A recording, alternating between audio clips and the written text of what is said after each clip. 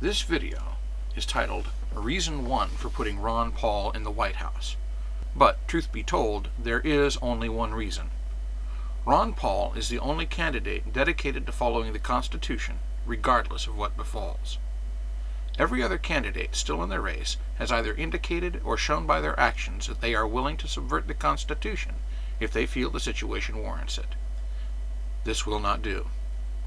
Their oaths are to support and uphold the Constitution, period.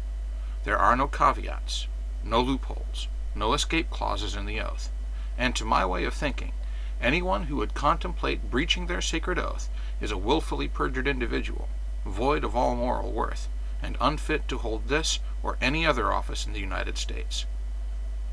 Over the next few weeks, I will be posting videos entitled Reason X for putting Ron Paul in the White House.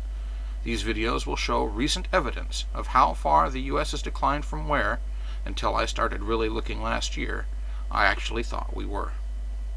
It's disturbing to note that what I have been seeing since then shows that we are perilously close to a total police state run by a corporate fascist elite. What happens this year at the polls may be more important than at any time since the colonial legislatures voted for war against Great Britain.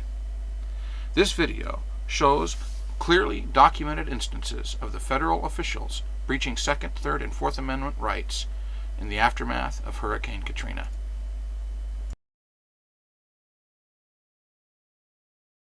Here, the police and the National Guard find themselves in a very difficult position tonight to try to carry out an order to force people from the city without actually using force.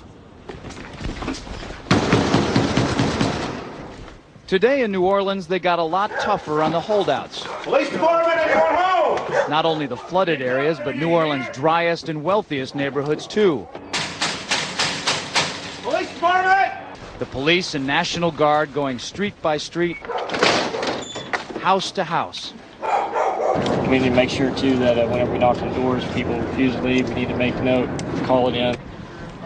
They say there are no orders to use force, just strong persuasion, sometimes entering open houses with guns drawn, and instructions to disarm anyone inside. You say guns will be taken? No one will be able to be armed. We will take all weapons. That happened today in this wealthy neighborhood where homeowners had armed themselves to protect their mansions. Residents were handcuffed on the ground.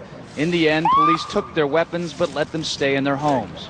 They were a little bit threatened because our weapons were bigger than their weapons. For many of the police and guard troops, it is an uncomfortable job to do this in an American city. This guard unit occupied a church, using it as a base camp. They had to leave a note because they could not get hold of the pastor to get permission. It is surreal. Yeah, you never expect to do this in your own country. Chris Montgomery says he'd rather be in Iraq than patrolling American neighborhoods. Walking up and down these streets, you don't want to think about the stuff that you're gonna have to do. Somebody pops around the corner. I mean, shoot an American. Yeah. That soldier was afraid of having to shoot his fellow countrymen. Is that what we have to look forward to the next time we have a disaster? I can think of no better reason for voting for Ron Paul for president in 2008 than to prevent that sort of thing from happening. God bless us all, and Godspeed Ron Paul to victory in 2008. Thanks for listening.